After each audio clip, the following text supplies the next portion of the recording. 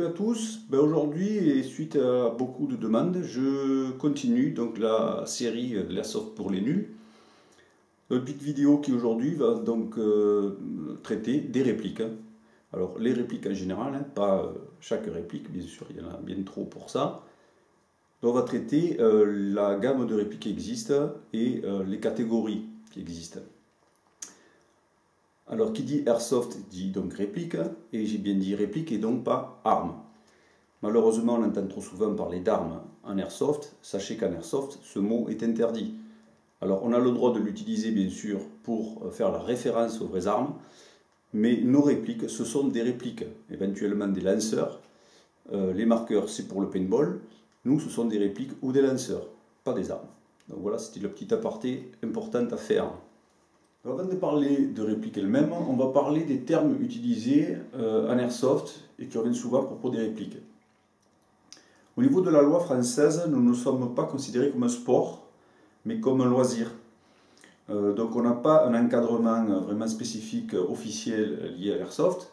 Par contre, on a un classement des armes et qui dit donc que toute réplique qui développe une énergie en sortie de canon de plus de 2 joules est considérée comme une arme de 7e catégorie. Donc là, ce ne serait plus de l'airsoft. Donc nous, on va essayer de rester bien sûr sous cette barre, sous ce seuil haut de 2 joules. Alors 2 joules, le joule, qu'est-ce que c'est? Le joule, contrairement à ce qu'on pourrait croire, ce n'est pas une unité de puissance, mais une unité d'énergie développée. Donc c'est à tort un peu qu'on parle de puissance et du joule. Par contre, en airsoft, ce qu'on va nous utiliser beaucoup comme unité, que vous allez voir souvent sur les terrains ou dans les magasins par exemple ou sur des forums, on va parler de FPS. Alors le FPS, qu'est-ce que c'est? C'est une unité anglaise qui veut dire feet per second, donc pied par seconde, dont le pied que vaut à peu près une trentaine de centimètres. Donc en fait c'est une unité de mesure, enfin de longueur par un temps, donc qui donne la vitesse en fait de la bille en sortie du canon. En airsoft, on va faire le parallèle entre la puissance de la réplique et la vitesse de sortie de la bille. Donc c'est à tort qu'on parle de puissance, puisque nous, on mesurera juste une vitesse, on exprimera une vitesse de bille. Donc plus la vitesse de la bille est grande en sortie de canon, bien sûr, plus la réplique est considérée comme puissante. Alors pour mesurer ces vitesses, on a qu'un appareil, ça s'appelle un chronie, ou un chronographe. Un petit appareil électronique qui permet justement de mesurer la vitesse d'un projectile, donc pour nos billes. Donc nous, il y a des valeurs qui sont plus à retenir que d'autres. On va dire, bon déjà, les 2 joules fatidiques, pour nous, ça sera du 460 fps. Alors, 460 fps, toutes les mesures que je vous annonçais en fps, ce sont des mesures qui ont été faites, qui ont été établies avec une bille de 0,20 grammes. Alors il fallait une bille de référence et un poids de référence, on a pris 0,20 grammes. Donc pour 2 joules, ça correspond à peu près à 460 fps.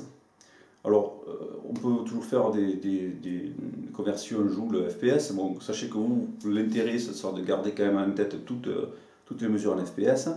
Alors il y a certaines valeurs, on peut retenir plus que d'autres. Bon, par exemple 400 fps, ça sera du 1 joule 5. 330 fps, c'est du 1 joule. Alors vous pouvez même également faire une conversion en mètres par seconde si vraiment vous voulez, mais bon, ça c'est votre choix. Bon, il faut se dire à peu près par exemple 330 fps, ce qui vaut 1 joule, donc c'est du 100 mètres seconde. Alors il faut savoir que pour toutes ces valeurs, bien sûr vous avez des convertisseurs ou sur une informatique, ou même vous pouvez vous faire de tête, mais bon, maintenant il existe plein de petits logiciels, des petites applications qui font ça à votre place. Pourquoi ces valeurs sont importantes? Même si au niveau de la loi on n'est pas encadré, à part la limite haute, dans le milieu de l'airsoft, on a fixé quelques règles de puissance de réplique, donc de vitesse de bille. Donc la vitesse de bille de 450 fps. Alors j'ai pas dit 460 puisqu'on s'est donné une petite marge, on a mis juste 10 fps en moins. Donc 450 fps, on va dire que tout ce qui est réplique, bolt ou armement manuel, ça sera la vitesse maxi de bille de sortie de canon. Donc sur toutes les OP ou dans beaucoup d'assos, c'est cette valeur qui fait foi. Ensuite, donc, vous avez le 400 fps. Là, on va le réserver aux des répliques automatiques, électriques, mais bridé en semi-auto, c'est-à-dire qu'il ne tire que coup par coup. Pour finir, on aura une vitesse maxi de 350 fps pour tout ce qui est AEG, donc Automatic Electric Gun, donc tout ce qui tire en rafale en fait. On va brider la puissance de ces répliques maxi à 350 fps. Alors pourquoi on a fait ces différents seuils par rapport aux répliques? Ben, c'est pour donner aussi un peu d'attractivité au jeu et pour le rendre un peu plus proche de la réalité. Parce que si on n'avait pas mis ces seuils, ben, tout le monde jouerait avec des AEG upgradés au maximum, c'est-à-dire monter en puissance au maxi, et tout le monde avec une grande portée. Donc ce ne serait pas vraiment intéressant, donc on ne verrait plus de snipe sur le terrain. Donc pour garder cette différence, ben, on a bridé les AEG donc à cette puissance de 350 fps. Donc obligatoirement ça limite la portée aussi. Et donc par rapport à un snipe, ben, l'AEG a une portée un peu inférieure, donc qui correspond, qui fait que par rapport à la réalité c'est un peu plus ressemblant. Sachez qu'au niveau des répliques aussi, il existe donc plusieurs marques, hein, bien sûr. Alors on ne va pas s'étendre sur les marques parce que bon, il y a les principales, les plus connues, les Tokyo Marui. Vous avez aussi le Systema qui sont des hauts de gamme, des très hauts de gamme. Les VFC, les ICS, qu'est-ce que vous avez d'autres? Bon, vous avez plein de marques comme ça, dites high-end, donc de haute qualité.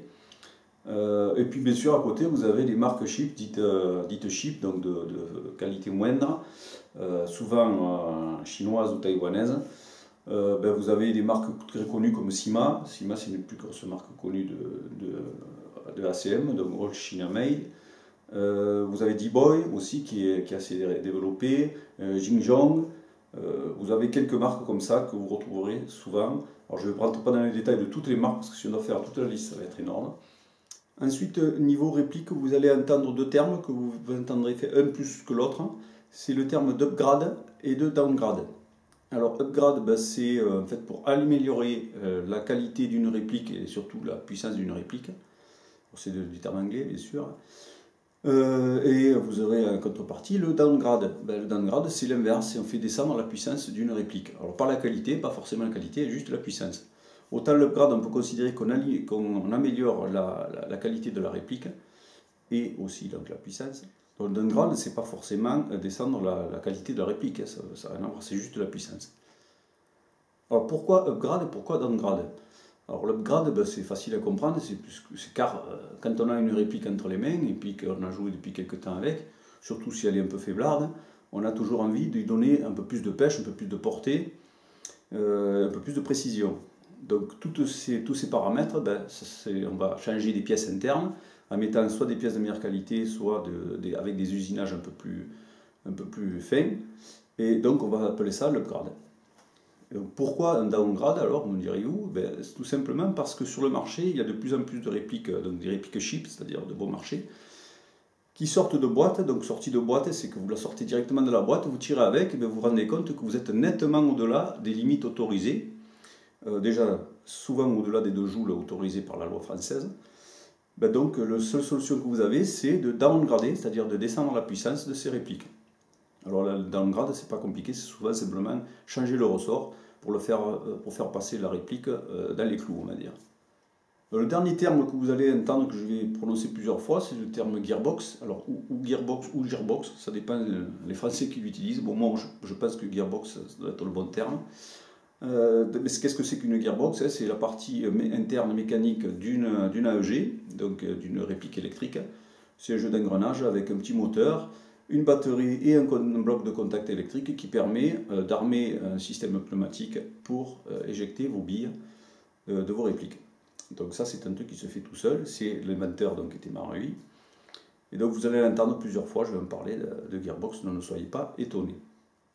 Donc maintenant, passons proprement parler aux familles de répliques. Alors il y a 2 grandes familles, réplique longue, réplique courte. Là c'est simple, on ne peut pas se tromper. Donc réplique courte, ben, c'est tout ce qui est pistolet ou revolver. Et donc réplique courte. Et réplique longue, ben, on va considérer que c'est tout le reste. Alors on va d'abord commencer par les répliques longues. Donc dans la famille des répliques longues, ben, il y a des sous-groupes, on va dire. Donc on va commencer par le groupe des fusils de précision, à armement manuel. Donc on peut appeler ça des bolts. Donc ces bolts, c'est verrou en anglais, donc fusil à verrou. Donc les fusils de précision de type bolt, donc par exemple un VSR 10 Marui, donc bolt verrou, donc chaque fois vous armez et vous tirez, bon, un coup. Donc c'est des fusils à un coup. Donc l'avantage, ce sont des fusils qui sont très légers. Alors l'avantage de ce genre de réplique, c'est le prix d'achat, qui n'est pas énormément cher à l'origine. Donc surtout si vous prenez des copies, vous allez vous en tirer à 150 €, on va dire. Par contre, vous allez être vite coincé par rapport à la puissance et par rapport aux précisions de tir. Donc il va falloir passer sur un upgrade. Donc qui dit upgrade, là par contre, dit très cher. Donc il faut savoir, ces genres de répliques, soit le VSR 10, vous allez trouver aussi beaucoup du L96, donc c'est des répliques de fusils de précision. Ce sont des répliques qui sont facilement upgradables. C'est très cher l'upgrade, parce que ça monte souvent à des 200-300 € facile, puisqu'il y a des grandes marques qui font, genre PDI par exemple, qui font des pièces détachées pour ce genre de réplique. C'est des belles pièces, mais alors c'est cher. Mais bon, quand on aime, on ne compte pas. Dans le fusil de précision, vous avez les bolts, mais vous avez aussi donc, un armement manuel qui n'est pas verrou. Bon, par exemple, là vous avez un Dragunov de chez NK. Donc la réplique existe en version AEG et la version Spring, manuelle. Donc ben, ça c'est la version manuelle. Donc ben, vous avez un levier d'armement ici. Ben, chaque fois que vous voulez tirer, vous armez et puis vous tirez. D'accord. Dans les fusils précision, on a également des fusils AEG. Donc des fusils avec une gearbox. Par exemple le PSG1, celui-ci de Tokyo Marui, est une réplique avec une gearbox interne. Donc c'est une réplique électrique. Par contre, elle est bloquée en semi-auto, c'est-à-dire que vous ne pouvez faire que du tir coup par coup. Alors ça c'est vraiment une réplique de fusil de précision. Il faut savoir que certains montent par exemple de l'Armalite, des M4, un fusil de précision aussi. Donc ils font des modifs internes. Ils le bloquent en semi. Et donc là on parle d'anti-snipe. Alors bon, c'est de l'anti-snipe certes, mais c'est aussi du snipe puisque ça devient un fusil de précision.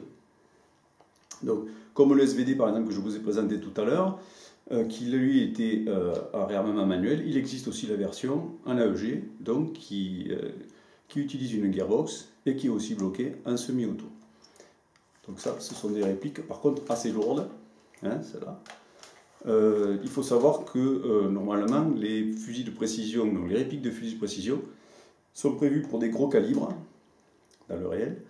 Donc obligatoirement, c'est des répliques qui sont beaucoup plus encombrantes que la moyenne, on va dire.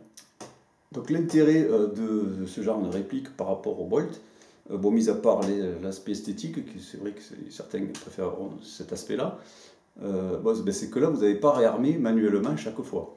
Hein, vous pouvez vous contenter d'appuyer sur la détente. Alors bon, par contre, qui dit vous n'avez pas à armer, c'est que c'est la gearbox qui va le faire à votre place. Le problème, c'est que dès que vous voulez monter en puissance un peu haute, ça veut dire qu'il va falloir que vous armiez de plus en plus des ressorts très costauds.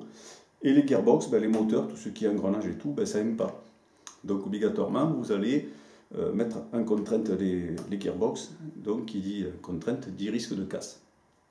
Donc, alors que le Bolt, la seule casse que vous pouvez avoir, c'est vous faire une petite tendinite au niveau du coude ou de la main. Donc du coup, l'intérieur d'un Bolt est quand même beaucoup moins chiadé qu'un AEG, bien sûr, puisque là, il y a une box derrière.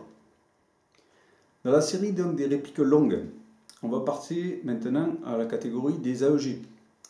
Alors AEG, on vient d'en avoir avec les fusils de précision, certes, mais il faut savoir que c'était que du coup par coup. Donc l'avantage de l'AEG, c'est bien sûr de faire de la rafale. Donc là, c'est pour ça qu'on va parler de réplique d'assaut. Jusqu'à présent, c'était fusil de précision. Là, on va parler d'AEG, de réplique d'assaut. Alors, soit il y a réplique d'assaut, soit réplique de soutien. Alors la différence, je vais vous la faire voir tout à l'heure. Donc les répliques d'assaut, c'est celle que tout le monde connaît. Ça par exemple c'est un SCAR VFC, L. Donc ça, c'est des répliques qu'on trouve le plus souvent sur le terrain. Alors pourquoi on les retrouve le plus souvent? Parce que c'est celles qui ont le plus de fun, on va dire, puisque c'est celles qui tirent en rafale. Et donc pour rusher, il n'y a rien de tel. Il faut savoir, bon, il existe des quantités astronomiques. Les grandes marques, enfin les grands modèles qu'on trouve, c'est tout ce qui est Armalite, donc M4, R15, M16. Vous avez les AK aussi, donc la célèbre marque Kalachnikov. Après, vous avez aussi du MP5, du G36, enfin, vous avez une grande gamme de répliques AEG qui permettent de bien s'éclater sur les terrains. Donc l'intérêt de ces répliques AEG, c'est tout simplement parce que déjà ça permet de faire de la rafale, donc on ne calcule pas et on rush, on se vide l'esprit, c'est quand même assez sympathique. Ensuite, au niveau entretien aussi, parce qu'il faut savoir qu'une AEG, si elle fonctionne bien, ne vous prenez pas la tête à ouvrir quoi que ce soit. Un petit nettoyage de canon de temps en temps, démonter la gearbox, ne vous y aventurez pas que si elle tombe en rade, et éventuellement une fois par an, ça suffit. Un bon dépoussiérage, ça suffit. C'est l'avantage de ces répliques, c'est que au niveau entretien, il n'y a ni à faire, hein, enfin, ou très peu, beaucoup moins que sur les autres répliques, on va dire. Ensuite, l'intérêt aussi de ces répliques, c'est au niveau du prix, puisqu'on arrive à trouver maintenant des AEG, donc à faible prix, par rapport à l'arrivée des Chinois sur le marché. Une M4 D-Boy par exemple, vous pouvez l'avoir à moins de 150 €. Donc c'est des prix qui commencent à être raisonnables, même en occasion, alors sans problème, 100 €, vous en avez une. Donc c'est des prix qui sont assez raisonnables pour démarrer un airsoft. Donc les fonctionnements de ces répliques là, c'est pas compliqué. En principe il y a au moins deux sortes de tirs. Donc vous avez le coup par coup, donc avec le sélecteur de tir qui peut être ambidextre, bien sûr des deux côtés. Donc vous mettez sur tir coup par coup, vous tirez chaque fois que vous appuyez sur la détente. D'accord. Classique. Et puis vous passez en full auto par exemple, donc là vous n'avez pas de limite. D'accord. Et bien sûr vous avez la position sécurité sur qui empêche le tir. Donc dans la gamme des AEG répliques d'assaut, vous avez aussi ce qu'on appelle les SMG. Alors vous avez certainement déjà entendu parler SMG, Submachine Gun. Alors ne me demandez pas ce que ça veut dire exactement le Submachine Gun, parce que bon, ça ne me parle pas, c'est un terme anglais. En fait, ça représente ces répliques-là. Alors qu'est-ce que c'est qu'il y a la différence entre cette réplique et celle que je vous montre avant? Ça représente, c'est censé répliquer une arme qui fonctionne en calibre 9 mm, alors que l'autre fonctionnait en 5,56. Donc voilà, la différence elle est là. En fait, c'est, vous pouvez vous faire une idée, c'est en fait la grosseur des chargeurs. Tout ce qui est un calibre 9 mm, donc de réplique d'assaut bien sûr, c'est considéré comme SMG. Alors vous avez les MC5 par exemple, vous avez l'Uzi, vous avez le Thompson par exemple, la Thompson américaine. Qu'est-ce que vous avez aussi? Le MP7 par exemple, c'est une SMG. Donc voilà, c'est simplement une différence de calibre par rapport aux armes réelles. Hein, donc voilà, si vous en entendez parler, vous saurez ce que c'est. On a parlé des répliques de fusils d'assaut. Et donc il existe aussi en AEG des répliques de fusils de soutien, on va dire. Enfin, donc qu'est-ce que c'est que le soutien? C'est celui qui a la grosse sulfateuse et qui a voile, qui fait baisser les têtes en face, on va dire. Donc on en a une ici. Donc ça, c'est une K43 de chez NK. Donc il y a plusieurs modèles. Il y a vous verrez aussi souvent la M249, la MK43 ou la M60 Vietnam, comme on appelle. Voilà, ça ce sont des répliques dites de soutien. Alors pourquoi soutien? Parce que ça permet de soutenir l'avancée des gars. Et puis la différence principale avec les autres, avec l'AEG normale, c'est qu'elle a une ammo box. Donc déjà une ammo box, donc capacité d'emport de billes énorme.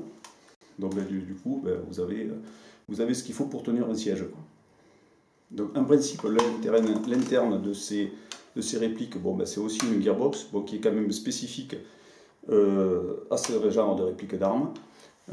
Ça, c'est une grosse gearbox, donc qui en principe même sont renforcées pour tenir justement le choc de la cadence qu'on va leur demander. Mais c'est un AEG aussi, comme le reste.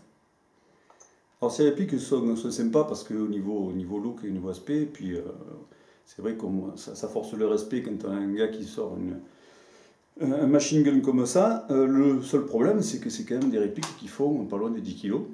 Donc il faut savoir que 10 kg pour se trimballer sur toute une journée sur un terrain, ben, vous allez vite péter un câble, quoi. Malheureusement, il y a beaucoup de jeunes gringalés, on va dire, qui partent sur cet achat-là, alors que c'est aberrant, puisque de toute façon, ils n'auront pas les bras pour la maintenir pendant toute une partie. Ce sont quand même des répliques aussi chères, puisque le valent pratiquement 400 euros. Donc ben, ça, c'est vraiment réservé déjà à des gros bras. Et puis, bon, éventuellement, sur la protection d'un camp, en les utilisant à poste, ça peut être sympathique.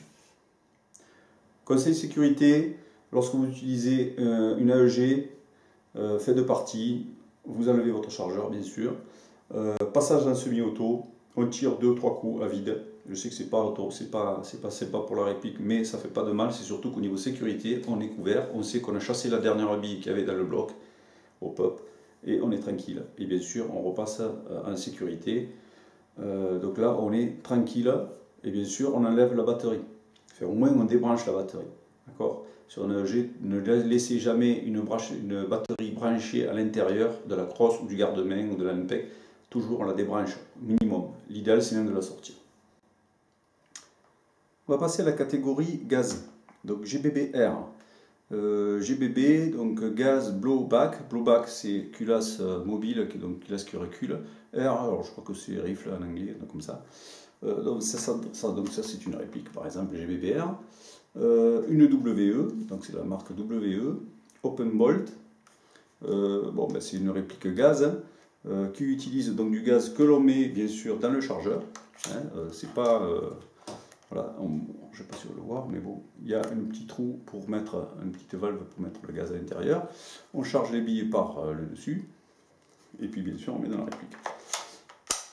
Donc la différence, enfin une grosse différence déjà avec l'AEG, c'est que au niveau du mode de tir, donc le kick, c'est-à-dire le recul lors du tir, est quand même très sympathique. Bon, ça ne va pas représenter le vrai tir d'une arme, mais déjà on a un petit kick, on a un effet de recul qui est assez sympathique. Donc par contre, bien sûr, ces chargeurs-là sont ces chargeurs spécifiques au GBB, donc vous ne pouvez pas inverser AEG GBB, ça c'est clair, hein. Chacun a ses chargeurs bien spécifiques. Alors, le kick, ben, c'est pas compliqué, le kick, donc, là on va armer comme un vrai. Donc logiquement on fait remonter une bille, là je n'ai pas mis des billes. Donc ben, on peut faire soit du tir coup par coup, donc chaque fois qu'on va tirer on va armer, d'accord. Bon là j'ai un bol actif, donc c'est celui qui permet de déverrouiller la culasse, donc ça je vais le tenir comme il n'y a pas de billet à l'intérieur, voilà, ça fait repousser, donc chaque fois que je tire, d'accord. Et en version full auto,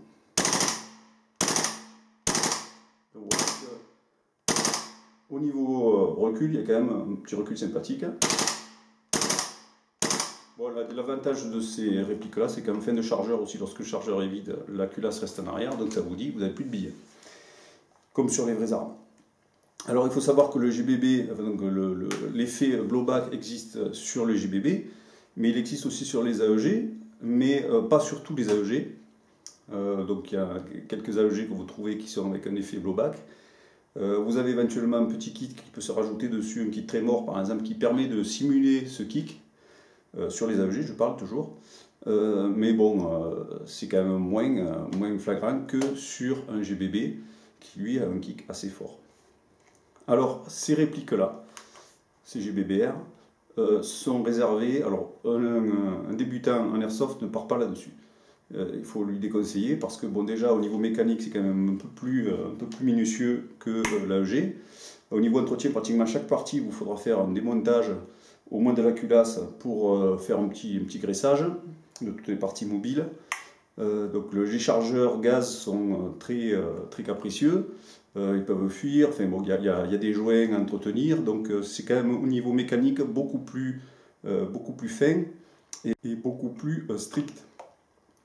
Donc, réplique réservée plutôt à des habitués de l'airsoft. Par contre, vous allez souvent le trouver sur des OP 1000 sim, c'est-à-dire simulation militaire. pratiquement tout le monde a ce genre de réplique, puisque c'est ce qui se rapproche le plus de la réalité et des vraies armes. Donc le problème aussi du GBB, donc que ce soit toutes les répliques gaz d'ailleurs, c'est un problème de tir avec des températures différentes. Donc les problèmes on va dire, de BTO qui peuvent se poser. Il faut savoir que le gaz est tributaire de la température à laquelle on l'utilise. Donc si vous allez tirer avec la même réplique en hiver, ben, vous allez avoir des faibles puissances, alors qu'en été, vous allez de suite monter en puissance. Pourquoi? Parce que la température du gaz n'étant pas la même, ben, les vitesses de sortie de billes obligatoirement ne sont pas les mêmes. Alors il existe des petits systèmes qu'on met à l'intérieur sur la culasse, et sur le nozzle exactement, qui permettent de faire un réglage avec une petite clé, les kits NPAS qu'on appelle, qui permettent de régler cette puissance justement. Donc en fait on règle l'admission de gaz pour éjecter des billes et éventuellement même reculer la culasse, puisque ce sont les deux, c'est le même gaz qui fait l'éjection de la bille et le recul de la culasse. Donc justement ben, c'est assez pointu, donc obligatoirement qui dit pointu ben, dit utilisation plutôt à des connaisseurs. Bon, il faut savoir que même éventuellement en hiver, il arrive qu'il y ait des dégazages. Alors, qui dit qu'est-ce que c'est qu'un dégazage? Ben, simplement que votre chargeur se vide de tout son gaz parce que ben, le froid que génère la détente du gaz ben, gèle carrément la valve de percussion. Et puis ben, cette valve, malheureusement, elle se bloque ouverte. Et donc votre gaz se vide complètement. Et donc vous ne pouvez plus tirer, bien sûr. Donc ce qu'il faut savoir, c'est que ces répliques donc utilisent des capacités de billes, des real cap qu'on appelle, c'est-à-dire que dans un chargeur, vous pouvez mettre 30 billes maximum. 31 ou 32, mais enfin, c'est 30 billes, on va dire. Chose qui n'est pas le cas pour les AEG. Les AEG, vous pouvez sur des die cap, vous pouvez monter jusqu'à 300 ou 400 billes. Donc vous voyez bien que la différence là est aussi énorme. Là, vous n'allez certainement pas bourriner de la même façon qu'avec un AEG. Donc là, capacité d'import 30 billes, ben dit donc obligatoirement vous allez partir, il faut partir au moins avec 5 ou 6 chargeurs pour pouvoir tenir le coup et surtout utiliser le full auto vraiment à dose homéopathique on va dire. Pratiquement vous serez toujours bloqué en semi pour faire des petits bursts de 3 billes. Chose qu'on ne peut pas faire, enfin qu'on peut faire avec la EG mais on n'est pas limité en quantité de billes. Donc déjà la différence elle est là par rapport à les AEG par rapport au GBB. Alors certains vont se poser la question avec combien de billes on va pouvoir tirer avec un chargeur de gaz, avec une recharge de gaz. Bon ben là je ne peux pas vous répondre sûrement puisque ça dépend tellement de paramètres qu'on ne peut pas dire vraiment avec un chargeur. En principe, un chargeur de gaz vous permet de tirer 2 chargeurs de billes. On va dire 60 coups, 60 à 80 coups. Mais ça dépend tellement de l'atmosphère, c'est-à-dire de l'humidité ambiante, de la fraîcheur, enfin s'il fait froid, s'il fait chaud, du gaz que vous allez utiliser. Donc il y a tellement de paramètres qu'on ne peut pas dire assurément ce chargeur va tirer 40 billes, 50 billes, 60 billes, 80 billes. C'est impossible de dire. Il faut l'essayer puis vous verrez ce que ça vous dit. Pour les utilisateurs du gaz, en fin de partie, pour stocker vos chargeurs, je ne parle pas de l'entretien de la réplique elle-même, je parle juste au niveau des chargeurs. Vous les videz, vous les purgez, c'est-à-dire vous appuyez sur la valve de percussion, vous les mettez tête en bas, vous videz. Et l'idéal, si vous les stockez, c'est de remettre un petit coup de bombe, mais juste comme ça, un petit coup d'une seconde, quoi, juste remettre un petit peu de pression pour que les joints soient comprimés et ne sèchent pas, et donc que vous ayez des chargeurs qui fonctionnent pour la prochaine partie. Dans la catégorie donc répliques longues, on va finir par les répliques dites spring ou à pompe, donc de fusil à pompe. Donc fusil à pompe, qu'est-ce que c'est? C'est ça. Ça c'est un Space 12, pour ceux qui ne l'auraient pas reconnu. Alors vous avez sur les terrains, on voit souvent du M3 Shorty, des SAS 12, enfin, c'est des répliques d'armes à pompe, de calibre 12 en principe. Ces répliques sont armement manuel, mais vous pouvez aussi les trouver à gaz. Donc je ne parle pas trop du gaz parce que c'est vraiment quelque chose d'assez pointu et c'est juste pour vous dire que ça existe. Mais en tant que novice, vous partirez sur une réplique manuelle, donc à spring, à armement manuel. Il existe donc deux façons, enfin deux répliques avec un seul canon ou 3 canons. Donc canon, ce n'est pas les canons externes, bien sûr, je parle des canons à l'intérieur du canon externe. C'est-à-dire qu'elle tire une ou 3 billes. Il faut savoir bien sûr que plus vous tirez de billes d'un coup, plus vous avez des chances de touche. Donc c'est quand même plus sympathique de tirer avec un pompe à 3 billes qu'à une seule bille. Il faut savoir aussi quand même qu'il faut avoir de la poigne pour armer le piston, puisque c'est vous qui armez votre piston. Alors en principe, il y en a un sur une bille et 3 sur 3 billes. Donc l'alimentation en billes de ces pompes se fait par des cartouches, donc des reproductions de cartouches de calibre 12. À l'intérieur, on peut mettre 30 billes, donc ils se mettent à l'intérieur, hein, et puis il y a une petite trappe, vous pompez, vous montez une ou 3 billes selon le nombre de canons que vous avez, et vous tirez. Donc ça, c'est les pompes en général.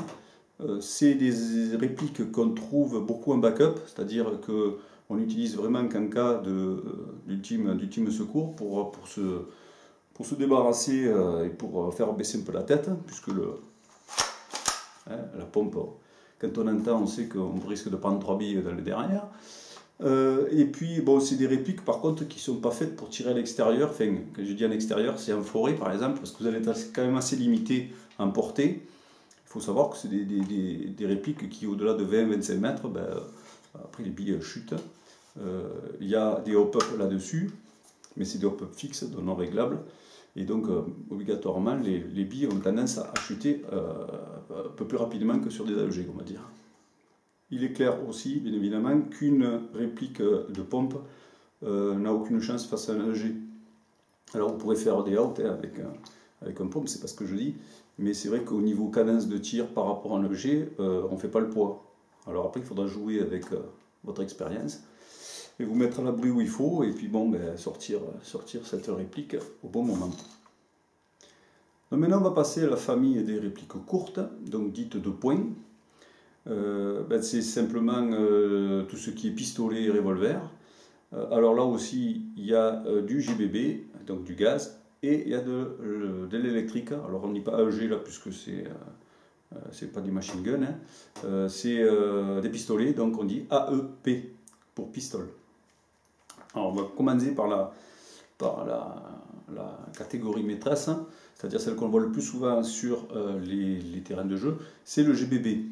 Alors GBB, comme le GBBR, gaz blowback, donc gaz qui fonctionne au gaz, avec la culasse mobile. Alors il existe des GBB et des GNBB, avec la culasse donc non mobile. Alors il existe les deux. En principe, ce sont des répliques assez lourdes, souvent faites en acier, enfin en métal on va dire, parce que l'acier n'a pas trop, plutôt du Zarmac. Et puis bon, bien sûr, qui représente bien une réplique, donc c'est-à-dire au niveau poids c'est assez sympathique, et au niveau recul c'est assez sympathique aussi.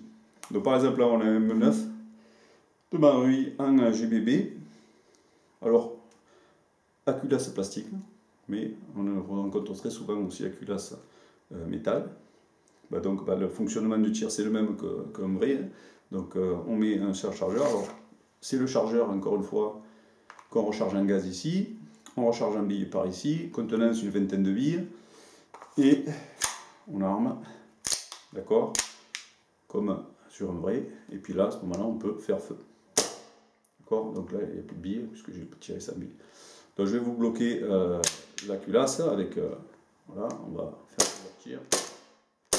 Voilà, un petit truc sympathique, donc qui permet de tirer une fois à chaque bille, puis une bille à chaque fois bien sûr, mais surtout avoir cet effet de kick qui correspond à la réalité. Donc ça, c'est les répliques, voilà, on va les désarmer, hein, avec gaz, donc on voit le chargeur gaz est quand même pratiquement de la grosseur d'un vrai chargeur. Ensuite, on va parler des AEP.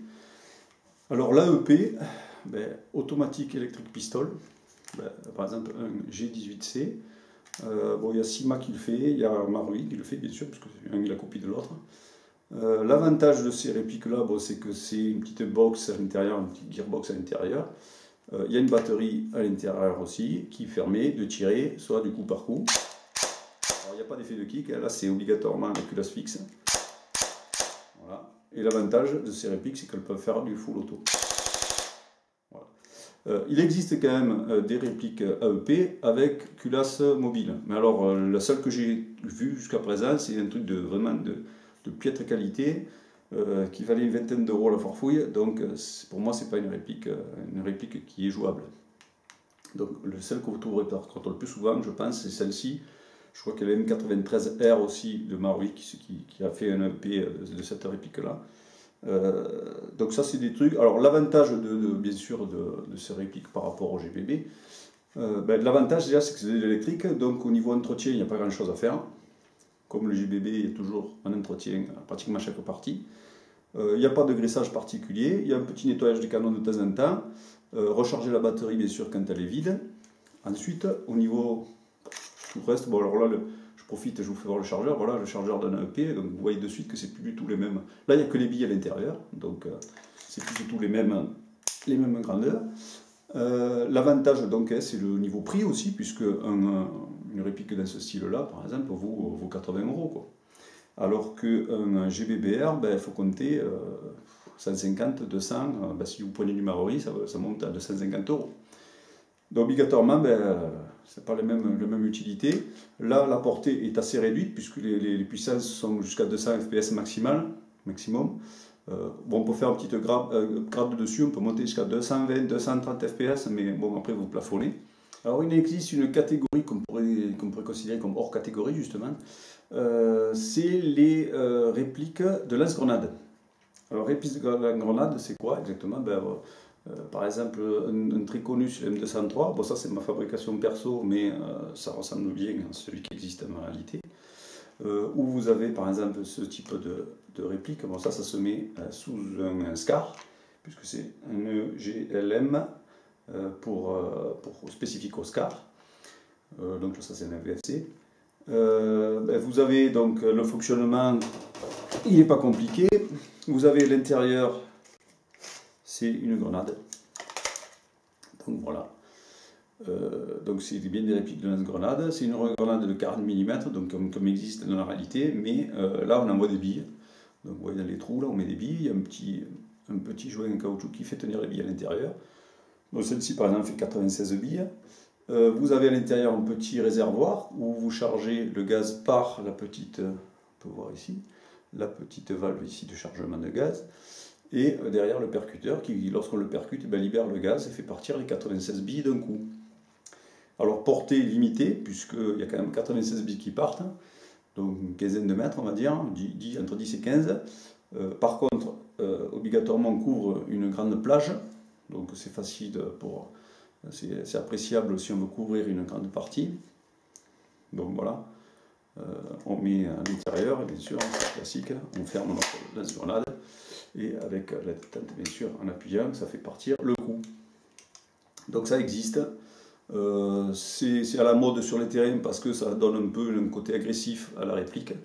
Ça permet aussi de se débarrasser de plusieurs personnes à la fois. Si éventuellement on tombe sur un groupe, on peut balancer un coup de LG, mais bon, il faut savoir que c'est quand même c'est une réplique donc qui envoie quand même 96 billes d'un coup, ou 100 billes, ou 120 billes, puisque ça dépend de la grenade que vous allez mettre à l'intérieur. Donc pensez que si vous tirez 120 billes sur un gars à 1m50, à mon avis, il ne va pas apprécier. Alors je ne me suis pas étendu sur les répliques CO2, d'une part parce que je ne les connais pas forcément beaucoup, et en plus parce qu'elles ne sont pas très répandues sur les terrains. Alors qu'est-ce que c'est que le CO2 d'abord? Le CO2, c'est un gaz qui est conditionné sous forme de sparklet, comme ça. Donc c'est des sparklets qui sont sertis en bout et que vous mettez en principe dans un chargeur spécifique, donc bien sûr, vous vissez l'arrière du chargeur et ça vient percuter la sparklet à son bout, et donc ça permet d'utiliser la contenance de CO2 de cette sparklet. Alors l'avantage c'est que aussi avec une sparklet vous tirez nettement plus de billes qu'avec une recharge gaz classique. Alors la recharge gaz classique, c'est des bouteilles comme ça, ou plus petites, mais bon, c'est du gaz qui est sous forme liquide, qu'on transfère dans notre chargeur, et là, à ce moment-là, c'est le chargeur qui fait office de réservoir. Alors que dans le CO2, le réservoir, c'est la sparklet elle-même. L'avantage donc du CO2, par contre, c'est qu'il est complètement insensible aux basses températures.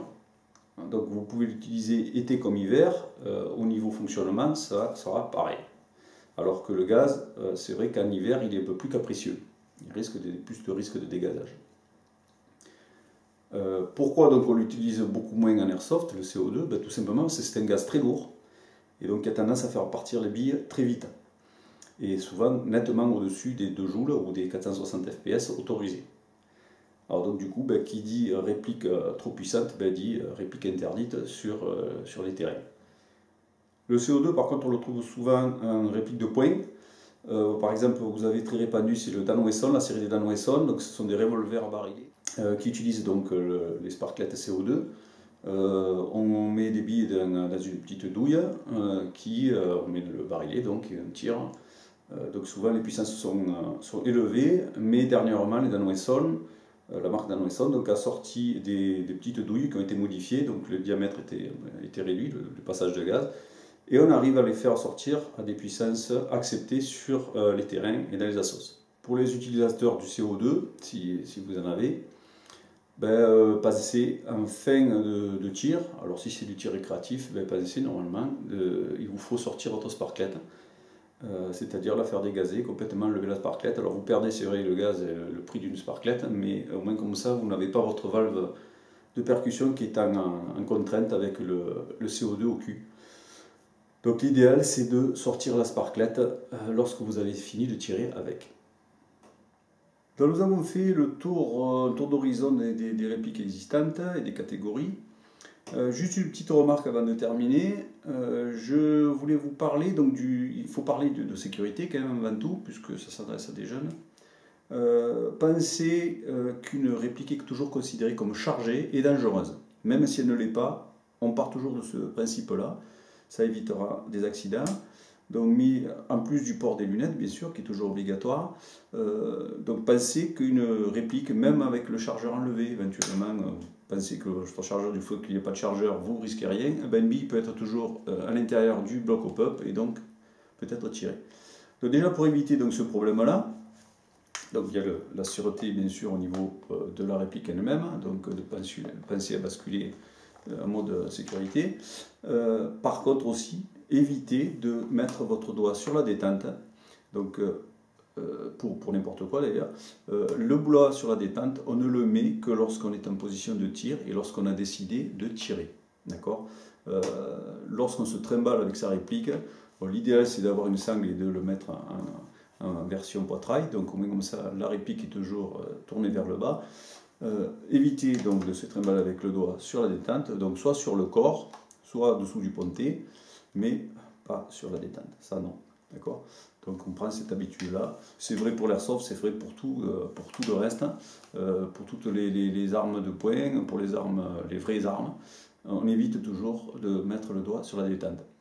J'espère donc que cette vidéo vous aura apporté quelque chose. Si j'ai dit une bêtise ou fait des erreurs ou des oublis, je vous invite à venir me faire la remarque, soit sur mon forum, soit sur laisser un commentaire sur YouTube. Je suis ouvert à tous les commentaires, au contraire, du moment que c'est constructif, il n'y a pas de souci. Je vous donne donc rendez-vous à une prochaine vidéo pour l'airsoft pour les nuls.